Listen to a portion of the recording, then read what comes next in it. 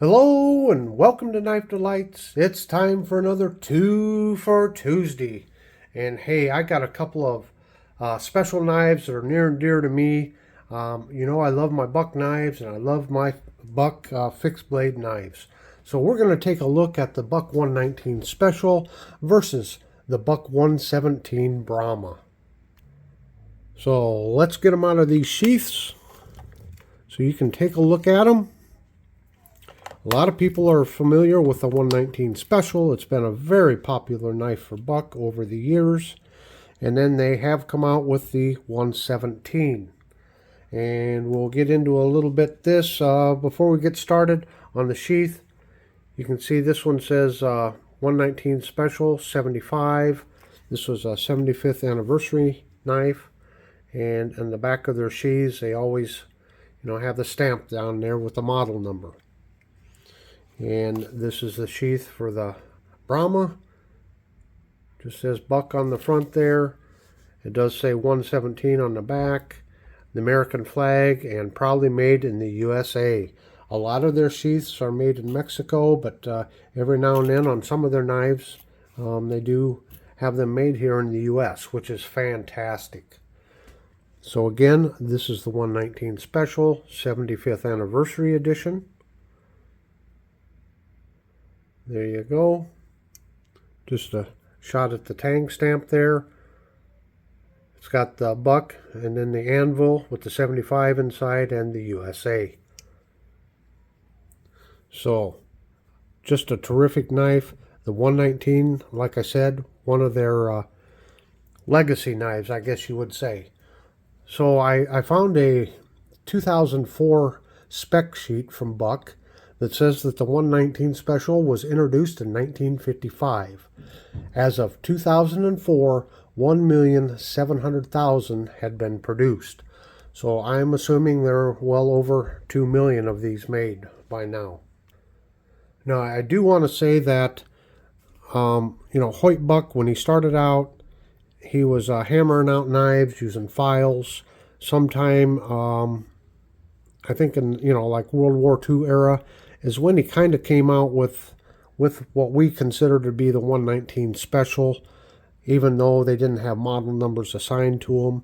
And I do know that Hoyt Buck, him and his son, they pounded these out, and I know they donated several to the U.S. military, and they did sell some, but they never did have a government contract per se. So they won't show up under a government contract, but he did provide for the war effort.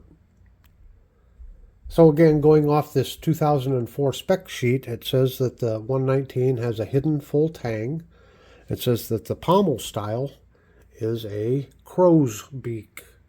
I didn't know that that's what they called it. But yep, the crow's beak.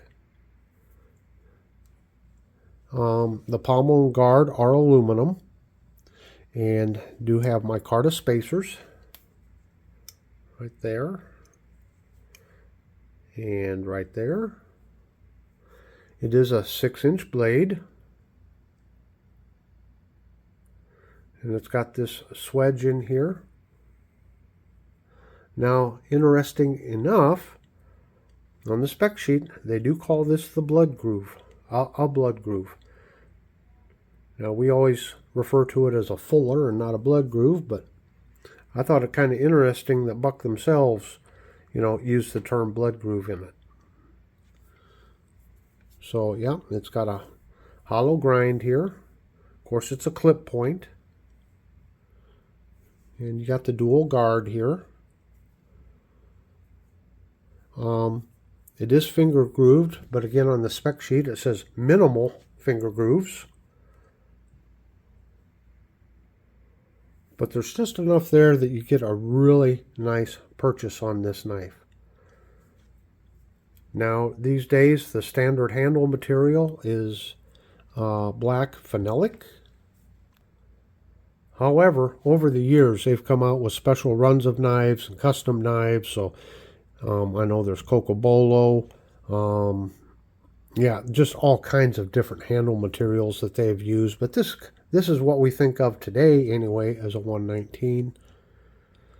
They also had listed white phenolic on there also. I have not seen one of those. It's kind of like the elusive white buffalo. Apparently they did make them, but they must be extremely rare because I have not even seen one online. I haven't really searched a lot for it, but I haven't seen it run across it either. So we go from the 119, again, a very popular knife, and then we have the Brahma. And this is kind of like the little brother to the 119. As you can see, again, Buck's terminology, it does have a blood groove in there. And that's what the tang stamp looks like. I don't know when they first came out with the 117. And just to point out here some interesting facts, there was a folding 117 that came out post-World War II, and apparently Hoyt Buck purchased a whole bunch of like surplus lifeboat knives, and they kind of reconfigured them and did some things to them and then stamped them with Buck. So there was a folding 117. I have not seen one of those. And they also came out with the Model 117 trophy set, which had a pair of fixed blades in it. They were side by side, like two pockets on the sheath. And the trophy set paired the 103 with the Model 116 caper. So you had a skinning knife and the caper knife as a pair. Now the blade length on the Brahma here is 4.5 inches. So you can see there's a significant difference in the blade length and also in the blade width and the handle width. However, with this one, I wear a large to extra large glove, and you can see I can get comfortably all 4 fingers on there and get a good purchase on this knife. Again, these slight finger grooves.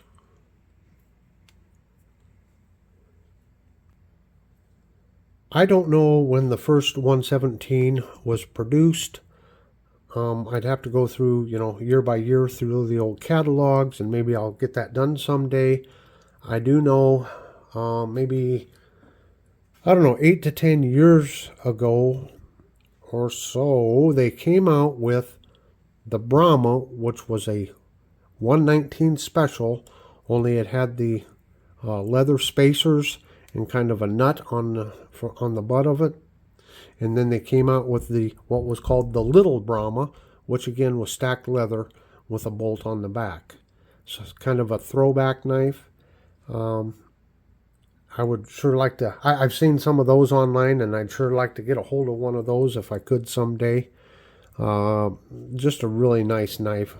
Just a throwback to kind of like a World War II fighting knife. So if you hear the terms Brahma and Little Brahma, that's kind of referring to those stacked leather models. Buck does refer to this now as a Brahma. So a little bit confusing.